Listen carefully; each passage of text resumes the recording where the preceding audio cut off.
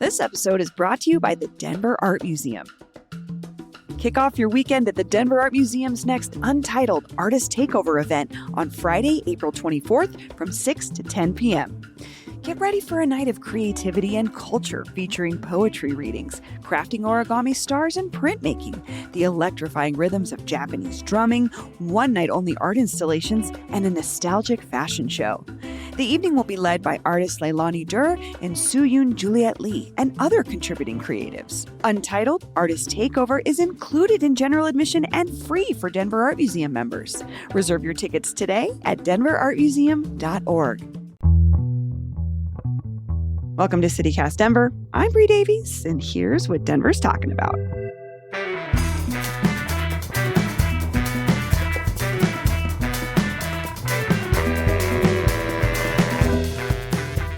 So today we're digging into the REI boycott sign that was hung near the flagship store recently, some milk news and some ice cream news, and so much more.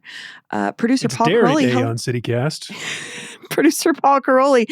Are you a dairy aficionado? Actually, wait. Let's introduce our guest as well before we dig into this. That. Yeah, just tease that for later. We're going to talk about my relationship with dairy. We're going to get into it, but right now, you get nothing. You got to wait. Nope. You just have to. You get me farting on right now, so that's also dairy related. Joshua Emerson, comedian, our resident economist. I'll just say it. Resident farter. I would say resident farter for CityCast. I'm officially the CityCast flatulator. I've been saying that for a while. This is so perfect to share with our listeners right now because it's audio form. We're in the middle of our membership drive, and if you want to hear more about Joshua's farts, the only way to do that is to sign up to be a CityCast Denver neighbor. But seriously, we just have a few days left of this drive.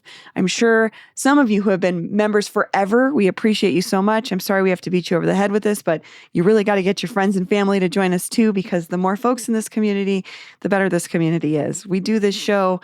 So much of what we do on the show is based on what you all share with us and your feedback and feelings and thoughts and things you see around the city that you want us to investigate. And I kind of wanted to talk a little bit about that this morning really quick as we talk about our membership drive is how we do this show, which is every morning, every weekday morning, we get together as a team and we dig through the news and see what's going on, what we should be talking about. But we also look at social media. We also go through tips that you have sent us. We talk about things that we just heard out and about in the world. And that's how we make the decisions about what we should talk about on the show every morning. The media that we have here as podcasting is really we have a little bit more flexibility than some other outlets. And I love that we get to deep dive on things that maybe you aren't going to read about in a traditional news source, though we do rely on them very much for a lot of the investigative reporting, and we get to dig deeper into what they talk about. So this is just what you're supporting right now. By listening to CityCast Denver, you can step that up and become a member and help us continue to do this very thing. Yeah, we read the news. We follow what's going on really closely, what our colleagues at other media outlets talk about. But my favorite kind of tip or story idea comes from our community. People who are listeners or readers who say, hey, this is important to me, and I just heard about this thing, and I'm not exactly sure what's going on. Can you take a look into this? I'd say it happens a few times a week. My favorite thing to do in the whole world is go chase down a tip that one of our listeners or a friend of the show or a source passes along personally to me. We dig into things a little bit deeper in the bonus content, and that tends to be the fun stuff, but it is stuff that's just for you if you become a CityCast Denver neighbor. If you go to membership.citycast.fm today, sign up, $10 a month, $100 a year, and you get that bonus content. You get an ad-free podcast feed. You get invites to members-only events where you get to hang out with us and people like Joshua, our contributors. And you can ask us questions directly and talk to us directly at our members-only events. You get so much. Oh, maybe Paul, do you want to just talk one more time about the pendant? Because this is just for this drive. You get a CityCast Denver pendant. The Oxford pendant? The Oxford pendant. It's beautiful. I want to tell people about the shade of green, actually, of the pendant, because this is our signature shade of green at CityCast Denver. And I don't know if anyone's ever thought, hey, why that green? Because it's a very pretty green. It's kind of self-explanatory, but there is a backstory. It is before we launched the show back in 2020, I was working with our designer, and the designer was like, what color? What's the Denver color? And that's an impossible question to answer. Yes. But I was, Blue and orange. looking around at some of the competition, what they've chosen, and then I thought about what might be interesting and different. And I thought about the beautiful cottonwoods that line our creeks and the Platte River in this I part of love the them. country. And it's one of my favorite things about Denver is those beautiful cottonwoods, especially in the summer when they're all gorgeous, see 'em green, along the and Cherry beautiful, healthy. And so I was like, designer, man, his name is Aaron. Aaron, that's the green I want. The green of the cottonwoods in summertime. And so that's why the green pennant is that shade of green for the cottonwoods. Thanks for that little backstory, For the Paul. Again, this is, cottonwoods. if you join today, you get that pennant. Again, membership.citycast.fm. Join us today. Okay, let's dig into our top story, which is REI staff, some REI staff are calling for a boycott. So we caught this on Reddit actually over the weekend. We spotted this, there was this big banner on the cement wall over the confluence outside of the Seattle-based retailer's flagship store here in Denver. And the sign said, it said, "Time's up, fair contract or boycott." And again, someone who shared this picture in the subreddit just asked, what's going on with REI? Okay, Paul, so do you have an answer for this person? Yes, I do. The REI labor situation is something I've been watching the last few years. It started in 2022 when the first REI store unionized. That was workers at a New York City location. Since then, 11 stores across the country have unionized out of the almost 200 REI stores in total. Their union scored a win last year when there was this fight over who was going to be on the REI board, and the union rallied a lot of support to block the company from getting their proposed nominees. So that led the union and REI to some negotiations last year that led to a, quote, national bargaining structure, which they agreed to last August. And that agreement set the stage for the current contract negotiations, which are not going well. They are going so poorly, in fact, that the REI union announced on March 25th, so just last month, that a, quote, overwhelming majority of unionized REI workers had voted to authorize them to call for a boycott. So this is sort of a slow bubbling movement, but it's culminating. I think part of the reason that this boycott is being unfurled right now is because REI is less than a month away from their big anniversary sale, which is when they probably do their biggest sales of the year. I know as a former salesperson, this is probably the time you get the most hours when you would want to be working the most. But what I found interesting about this was they're calling for a boycott, not a strike. Joshua, you are part of a union. Can you explain why maybe they're picking this direction of a consumer boycott versus a employee strike? Yeah, it's about the long term, like that you could want to continue to work at the company overall. So they have had strikes before. They had the Soho strike. It was 54 days over the removal of safety gear in their ski department up there in New York. And the reason why they were able to do that 54-day strike but then start working again is because they were able to file what was called an unfair labor practice. And because it's a ULP strike, their jobs are guaranteed after the strike is over. And so that was one of their big wins. And so this particular strike, this anniversary strike, is coming off of Boycott. It's a boycott. Yeah, it's not a strike. But they're having bargaining impasse, which the REI is saying that there's no movement happening on either end. And so if they were to strike, it wouldn't be a ULP strike, it would be an economic strike, which means that your jobs aren't guaranteed on the other end. And so they're calling for a national boycott instead of an actual strike. Because they don't have a specific unfair labor practice to allege against the company? Right. They just disagree that they're at an impasse. They want to go and continue bargaining, and REI is at a place where it's like, we have our last, best, and final offer, and we're going to put that into effect until we can really get it agreed to. The union has had other wins. They were successful because REI is a co-op, which means that it is voted. The board is voted on by co-op members, which are consumers. I want to be Mostly. clear. This is not a worker-owned co-op. This is a consumer co-op, which I found it changes to it be a a little little bit, I think. confusing. Yeah, Yeah. with the way that REI was sort of presenting, which is I kind of gets to something else with REI is that's part of the store's sort of lore or presence as a retailer is that it is seen more as a community minded. It's not your average store, I think, or at least that's the way they've presented themselves to the public. It's like you're part of this, which I am. And so there's like they're really trying to hit at the hypocrisy of like post COVID, REI seems to have really moved to stop caring about his employees or even stop caring about the mission. Like REI, the way that it was separate from Amazon or just from any big box retailer when it came to the outdoors is that there's a real ethos in terms of getting outside and why it's important to get outside and how that builds that relationship with conservation and just like being in rhythm with nature by experiencing nature that a lot of people have said has sort of left in these past 5 years. And it is interesting to me that they started in 2022 is when they first started the unionization efforts. They have 11 stores, but not all stores, and not stores in big flagship states like Colorado as well. And so I'm curious because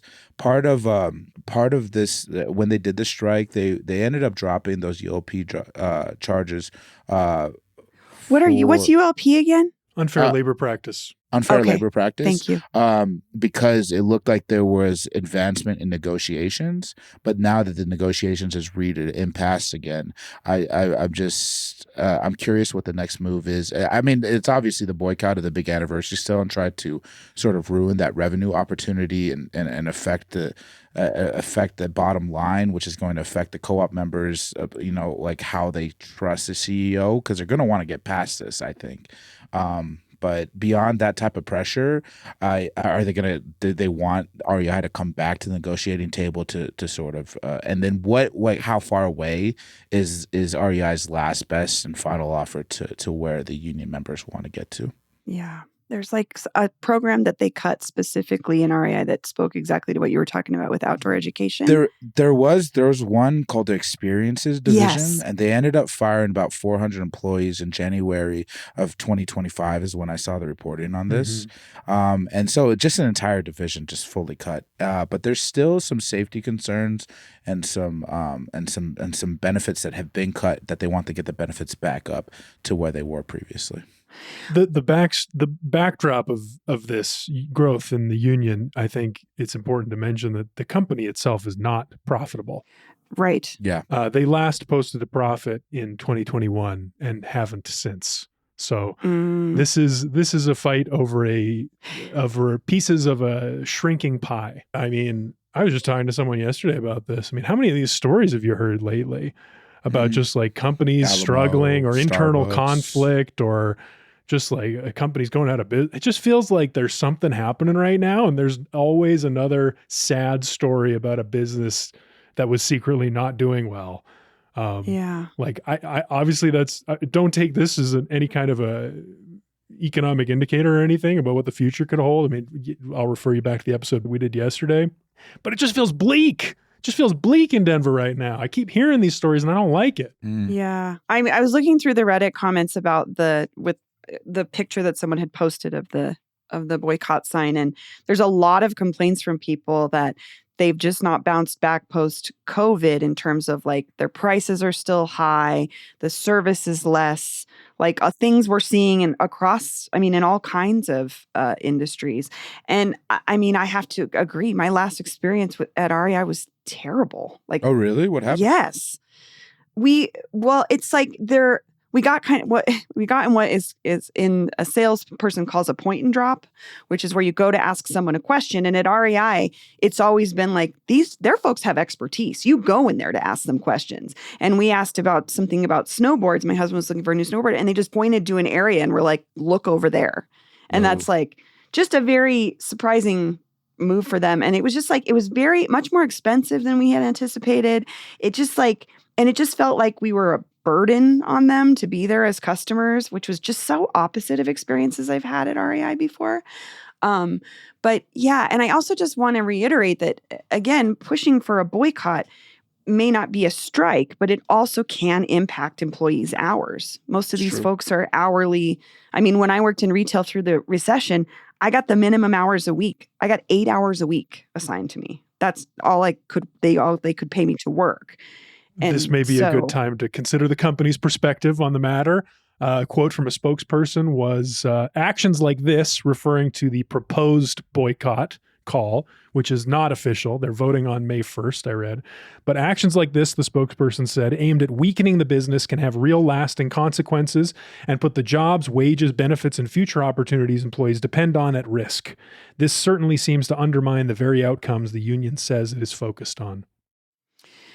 And I hear that. I guess my point was more employees are putting something on the line, not just they're not striking, but they also are making it, if they're encouraging people not to shop there, they're also losing out on their own hours. So I think it is still pressure on them as well as employees, as well as it is on the company. Yeah, because that's what I would ask, the company spokesperson is, why do you think the employees are communicating this way, in a way that does seem to jeopardize their job or jeopardize the company that they continue to work at, even though they have a difficult relationship with it?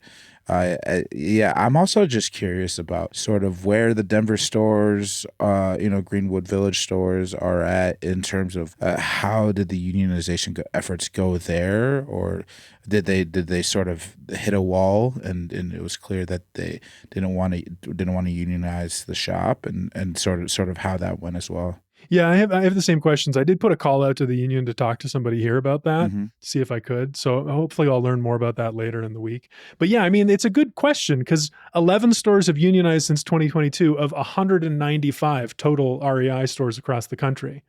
So all those other stores, like, you got to be talking about it. Presumably they talked about it. And you go to the REI union's website, they got a tab right there that says, here's our toolkit for starting a union.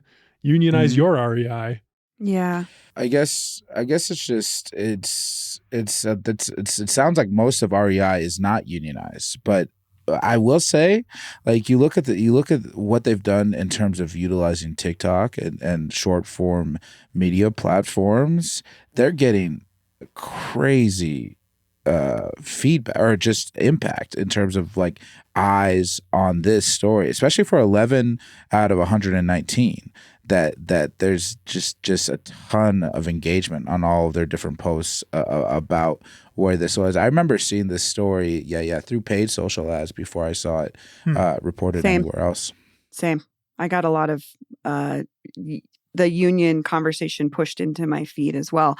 But I do want to say something to that effect, Joshua, which is sometimes, though, that engagement does not actually translate in real life. And another thing I want to talk about, too, really quickly is REI is one of those stores that people who work in retail, if you have that expertise, want to work there.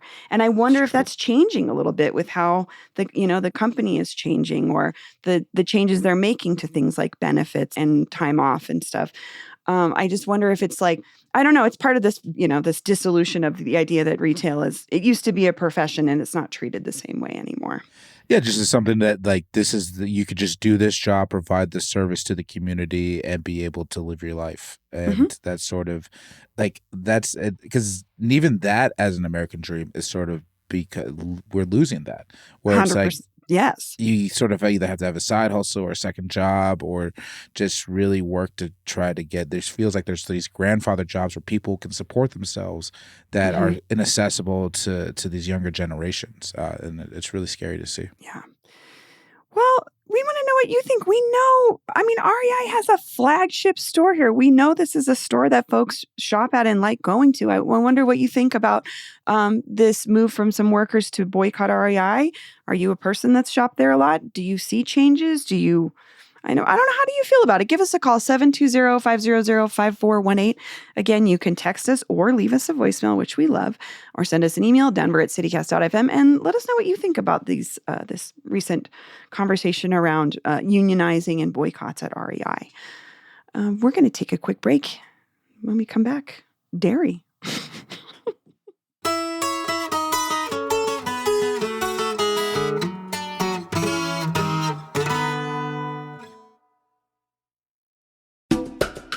Hi, Olivia. Hey, Brie, what's up? Well, I just want to talk to you about this cool new thing that we have that's just for CityCast Denver neighbors.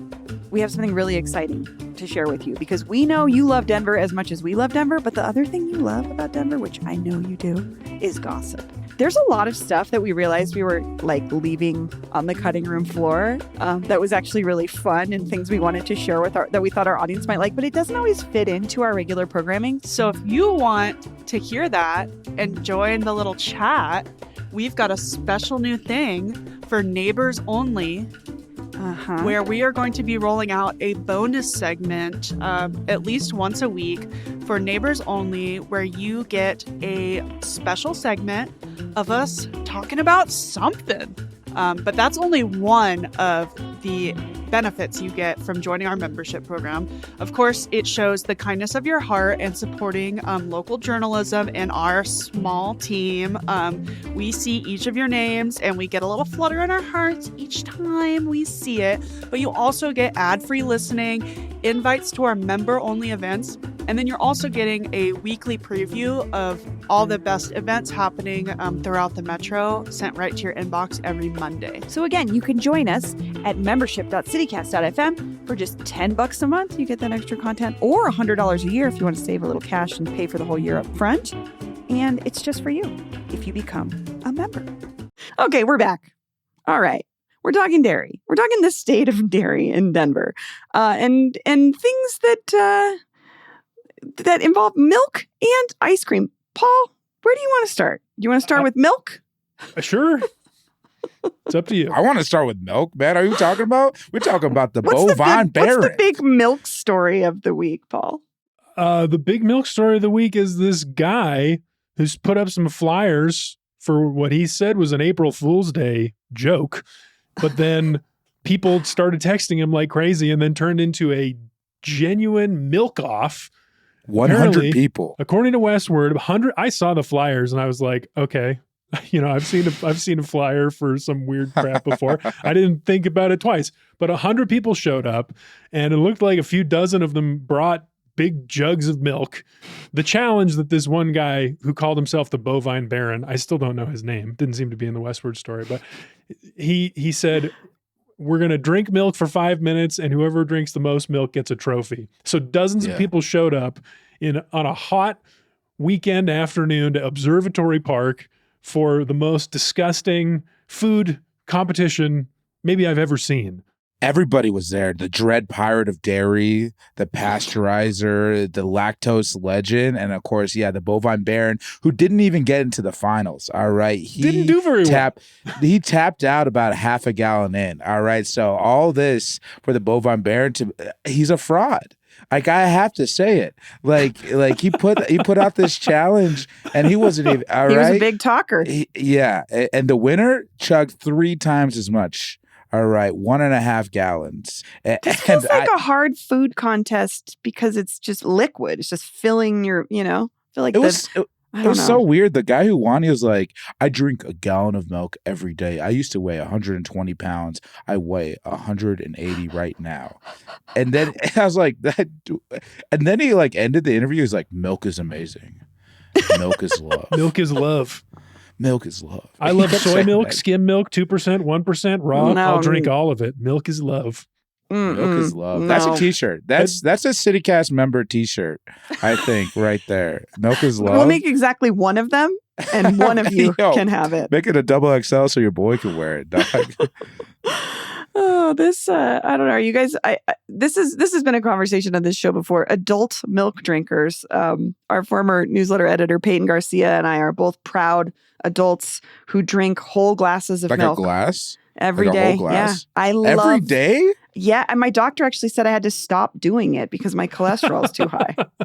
She wasn't. She's like, you should cut out meat, but you should really cut out drinking a glass of milk every day. So, Dr. Lisa, if you're listening, I'm sorry, I have not stopped. Are you on the whole milk? Can't stop, won't stop. Hell yeah, whole milk is the only way to go. I spent so many years as a diet girl drinking skim, skinny vanilla lattes. I don't live that life anymore. I'm a whole milk drinking girl, and I love it. Would I want to chug it in a contest? No. Absolutely not. No. I want to enjoy it. But I am sad I didn't make my brother do this because when we were kids, he would drink like 5 to 6 gallons a week. He was like a Jeez crazy, and he's a Louise. giant buff man now. So maybe, I don't know. Hmm. I mean, he also works out like crazy, but It's just, I was watching the video, and in the video, it's literally like 7 different people just vomiting Immediately like onto the It's ground. And it's disgusting. observatory park, you know what it's I a mean? pretty park. So it's a very pretty park, and like kids look at the moon there, and it's like all over that. It's just milk vomit. Milk barf. Oh. Yeah, it seemed fun though. I like the milk bath at the end too. Who doesn't love a good milk bath for like in success? You know. Oof. I mean, I don't know. Well, I don't know. You don't know? Good for, Hey, I don't know. Life is hard. It's fun. This kind of weird thing that happens sometimes. I wish I was there. I wish I had seen it. I love this kind of like You random, tapped into weird something. crap.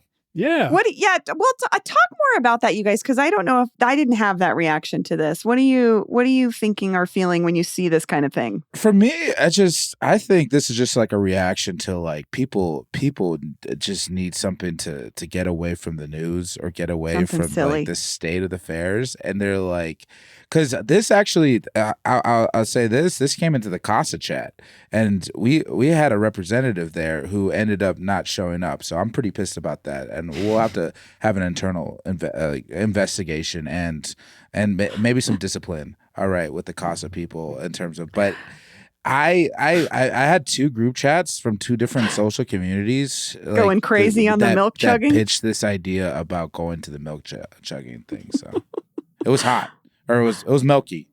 It was Reach milk is far and love. wide. Milk is love. milk is love. Speaking of Casa Bonita, this reminds me of some dudes I knew that used to, when it was old Casa Bonita, they had a challenge where they would go and do the all-you-can-eat enchiladas, and you did you won if you didn't barf, but almost everybody barfed, like, after a couple plates of it. But the challenge was to This not was a barf and eat as much of it as possible. Yeah, because they had all you can eat enchilada plate on the old menu, and it was they would go and do all you can eat and see who could last and how many plates they could do. That's funny because I had that competition every night. I work nights just when they put out the free enchiladas. I'm like, can it 3? Is tonight a 3 night or is tonight a 4 night enchilada night for your boy? All right, that's. Paul, what struck, before we move on, what struck you about this contest? What was the fun of it, or Just the weirdness of it and the authenticity. I think that's why the flyer resonated. I mean, this bovine baron guy just clearly had a fun idea and owned it and like dressed up for it. And the flyer kind of makes him like, he posed himself in a picture that looked terrible. Like, I think people really want that right now, that like low expectations maybe, or like just accessible, it's someone that feels like they're vulnerable and struggling just like you, because they're going with they're flying by the seat of their pants too. They didn't have a PA system. They had a bullhorn, the blowhorn instead, and they also didn't have like the rules set when everybody came, and they just sort of had a community meeting about what the rules are. They did allow like you could add stuff, so if you wanted to make it chocolate milk, you could add it to make chocolate milk, and they allowed all forms of milk. Yeah, you don't want the extra sugar in there. Are you kidding? It's so much thicker too. Oh, Feels like that would be even harder. And you have to shake it up to like so you're already also like getting like the bubbles. You could use you could drink alt milks if you want. That's true. Yeah. And so you could go with soy like milk. Oat milk would have been the move because it's watery. Kind of just watery. Yeah, it's pretty watery. Really? Yeah. I find oat milk to be thicker in lattes than like almond milk or soy milk, but I don't know. I'm not a non-dairy milk drinker. It did look like most people chose cow milk, though. Cow milk.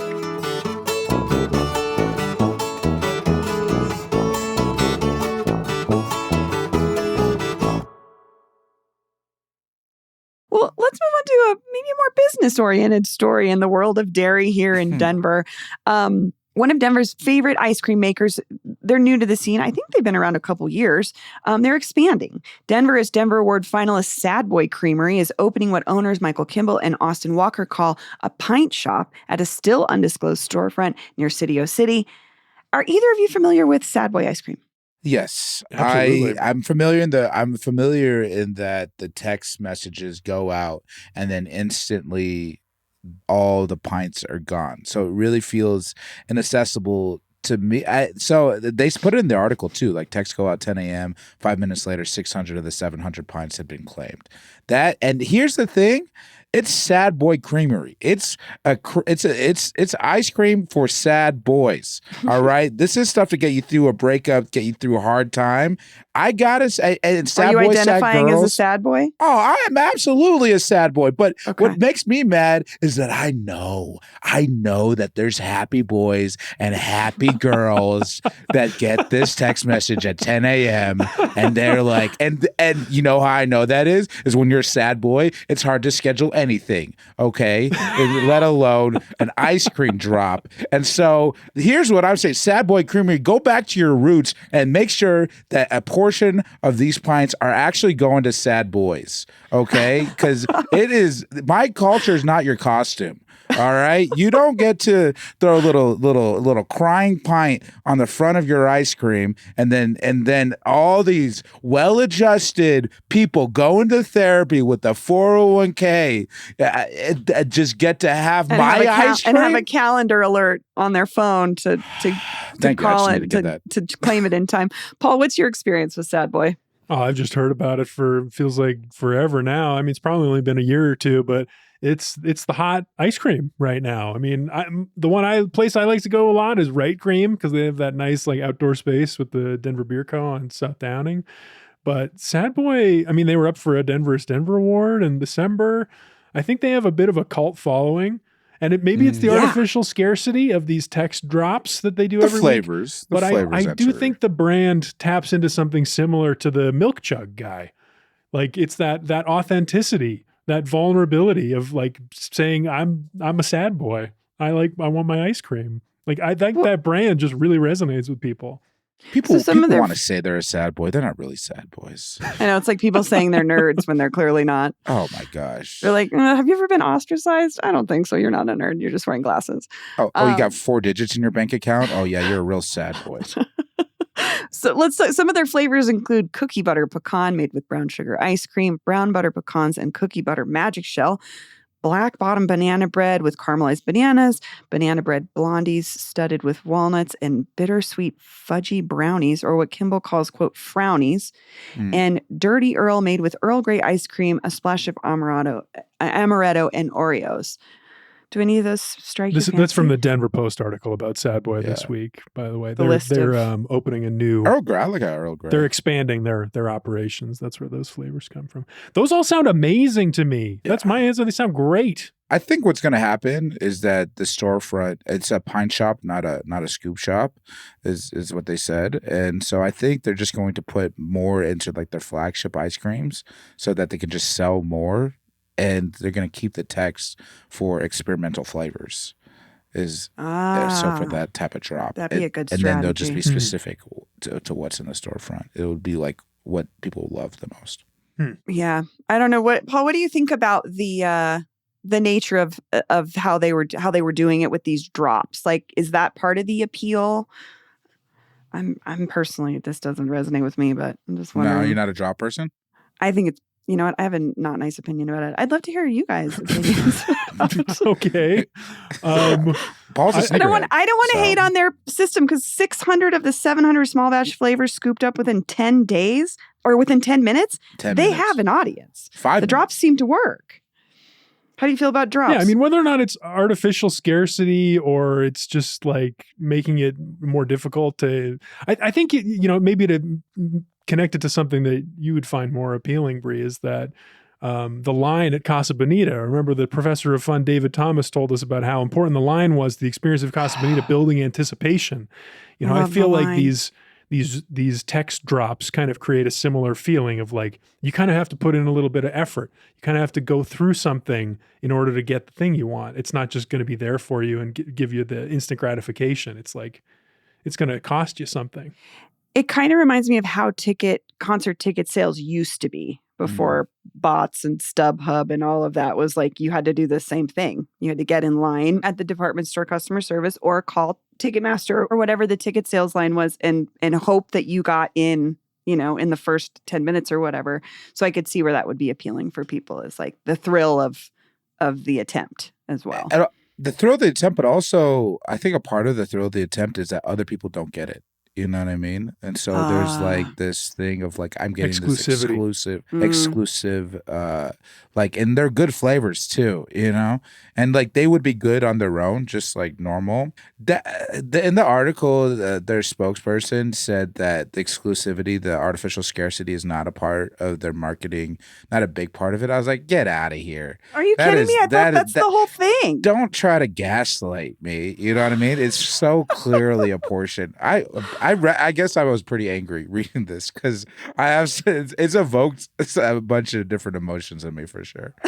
I feel like it might not be part of the marketing, but it's like, it's one of those things where it can lend cachet. It's not something you can choose, you know, to be a cult followed ice cream, because anyone could just go and say like, hey, I could go into my backyard and be like, you know, I'll mow your lawn, but I can only do 2 lawns a week. That's not going to immediately create demand for my lawn mowing services. If I were to be weeping at the same time or selling myself as like the depressed lawnmower man, perhaps people would be more interested in watching a sad man mow their lawn. You know, but the fact that I am only offering 2 per week does not alone create the interest. Like the product has to be good in some sense. Yeah, if you got something that's good. I mean, I've seen people line up for stuff that I don't think is good, but this seems to be, you know, people love the unique flavors, and clearly they're making good ice cream. None of those flavors resonated with me, but I have a gross palate. So again, I'm not their target customer. What's your favorite ice cream? Bubblegum. Bubblegum. That's great. What about you, Paul? My favorite ice cream. You know, our mutual friend JD has been making a lot of ice cream, and he made one that was golden Oreos, cookies and cream with golden Oreos. With this really rich base. Nice. Yeah. I'm a Superman guy myself, which I think is it's like a lot of different flavors. They're the same colors. So it's like blue, red, and they're like, yeah. Like a bomb pop? Not like a lollipop. I don't know. I don't know. I'm more of a popsicle person. Maybe that's the problem. I like those Mexican ones. I like that flavor. That strawberry pelota. Ooh. Yeah, we got the pelota, man, like every day rolling down our street. It's pretty sweet. Well, again, obviously Sad Boy is hitting some notes with folks in Denver if they're lining up to get ice cream within the first 10 minutes. Let us know what you think. Are you a Sad Boy aficionado? Do you love this? What's your favorite Sad Boy flavor? Are you excited about them having a storefront? What do you think about Sad Boy? Give us a call, 720-500-5418. Real Sad Boys only line, 500. Thank you. 720-500-5418. Only real sad boys. Please call in. Gender neutral. Sad boy can be anybody. Sad boy can be anybody. Truly. And if you are a real sad boy, please call in. I need more of my people. I don't. Where are you guys hanging out? And before we go today, one more time, it's membership drive season. We need you. Join us right now. $10 a month, $100 a year. So many cool benefits to being a CityCast Denver neighbor. Go to membership.citycast.fm. Sign up today. Paul, any last words for our future members we're hopefully talking to right now? Well, I just really hope people join and sign up. You know, this is doing this job is such a privilege. It's such a joy to be able to log on and talk about the city every day. And, you know, I know a lot of people get a lot out of it. I mean, we hear from people every day, opinions, thoughts, you know, on the stuff we're talking about, which is amazing. And so I know that it matters to people. And if it went away, it would be sad for many of us. So now's the time to make sure that doesn't happen. The best way to help is membership.citycast.fm. Become a member today. Paul, Joshua, thanks for joining me. Thank you. See you next time, Bree. That's all for today here on CityCast Denver. If you enjoyed this show, why not take a minute to tell Sad Boy Creamery owners Michael Kimball and Austin Walker about us? Rate the show wherever you get your podcasts, follow us on Instagram and TikTok, and subscribe to our morning newsletter at denver.citycast.fm. And hey, thank you so much to new neighbors Andrew S., Paul S., Benton M., Melissa G., Wyatt S., Barb G., and John H., who just joined our membership program. You can support this show right now and get great perks by becoming a CityCast Denver neighbor today at membership.citycast.fm. We'll be back tomorrow morning with more news from around the city. Bye-bye.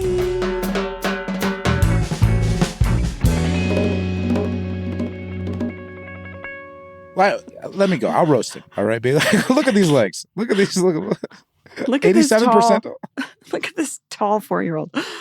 Okay. Look at this 4-year-old with the music taste of a 40-year-old. All right. Yeah. He went to school today in his shirt for First Avenue, which is the club in Minneapolis that's famous for Prince playing in. So yes, sure, other 4-year-olds will get that reference.